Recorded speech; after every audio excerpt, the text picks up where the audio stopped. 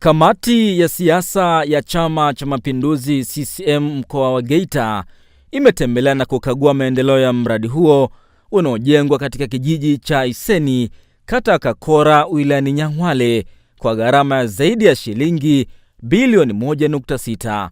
Kaimu afisa udhibiti ubora wa shule wilayani Nyang'hwale, Frank Maguhu, akitoa taarifa mradi huo mbele ya kamati ya siasa ya CCM, amesema unatekelezwa kwa awamu mbili, ambapo awamu ya kwanza inahusisha ujenzi wa majengo 9 na awamu ya pili pia utahusisha majengo 9, na kwa sasa uko asilimia 86 ya utekelezaji. Ujenzi wa chuo cha ufundi stadi VETA Nyang'hwale utawezesha vijana kuweza kuwa na maarifa ya kiufundi atakayowezesha kujiajiri na kuajiriwa, kutanua wigo mpana wa watu kupata maarifa ya kupambana na maisha ya kila siku katika shughuli za kiufundi bila kujali hali zao za ajira, kuongeza fursa za maendeleo kwa jamii na uzunguka mradi kwa kuanzisha fursa mpya za kibiashara kama nyumba za watumishi, mabweni ya wanafunzi, migahawa na chakula.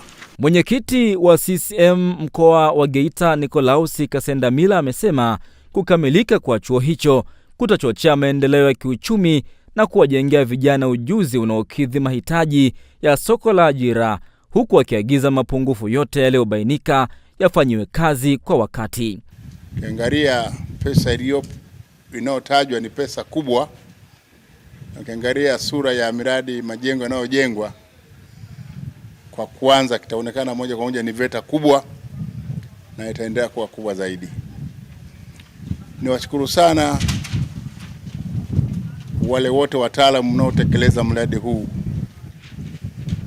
na mtaalamu mshauri ni kushukuru, umekuwa ulitaka kuchenga kidogo, baadaye umenyoosha maelezo. Mimi ninachohitaji ni yale majibu yako very straight, sio kuwa yale ya kona. Kwenye flow kuna shida. Kwa vile umesema mtarekebisha,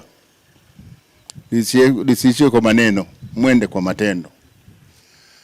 Na mainjinia wetu wa mkoa na wilaya, hizi kasoro mzifuatilie, sije watu wakafunika tu alafu wasema tuliboresha siku 2-3 nakuta flow imekuwa vipande.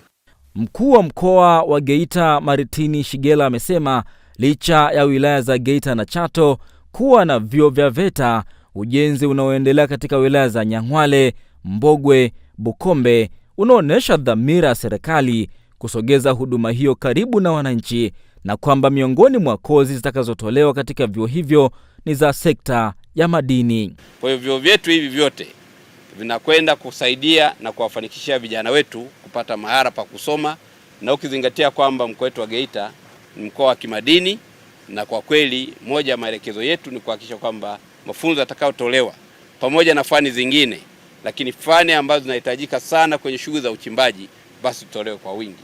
Mheshimiwa Mwenyekiti, tunamshukuru Mheshimiwa Rais kwa kuleta fedha hizo, na kadibia kila hatua na kila wilaya ujenzi wa vyuo vyetu uko kwenye hatua za mwisho.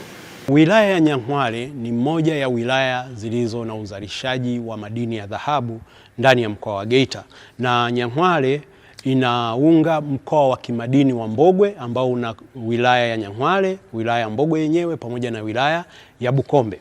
Kwa hiyo Nyang'hwale ukiangalia katika hizi wilaya kwa kweli si haba, ina uzalishaji wa kiwango kikubwa sana. Hatuwezi kuwa na takwimu ya moja kwa moja, lakini ni miongoni mwa wilaya ambazo zinazalisha dhahabu kwa wingi. Kwa sisi tunaiomba na kuishauri serikali ikiona vyema iongeze kozi ambayo inahusiana na masuala ya madini, hasa katika uchenjuaji, lakini pia utaalamu wa miamba. Hiyo itasaidia sana kwa sababu wachimbaji wengi wamekuwa kifanya uchimbaji kwa kubuni. Wengine wanakwenda kufanya ramli, waelekezwe na waganga kupata madini, lakini dhahabu na ushirikina haviendani. Nafikiri ni fursa kubwa watakayopata hapa, itawasaidia kutengeneza maisha yao binafsi, kwa kujinunulia kipato, kwa sababu kuna vitu vingi mtaani sasa hivi vinavyohitajika kufanyika. Wilaya inakuwa, wataalamu hawapo, unakuta watu wanaofanya kazi humu wengi ni watu kutoka mbali. Kwa kuwa na VETA hii hapa na imani vijana watafaidika pakubwa. Mbali na mradi wa VETA Nyang'hwale, kamati ya siasa ya CCM mkoa wa Geita pia imekagua miradi mingine ya maendeleo katika sekta za afya, elimu na miundombinu ya barabara, na kueleza kuridhishwa na kasi utekelezaji wake, huku ikisisitiza usimamizi madhubuti ili miradi hiyo ikamilike kwa ubora na kuwanufaisha wananchi. Kutoka Nyang'hwale, mimi ni Mrisho Sadik.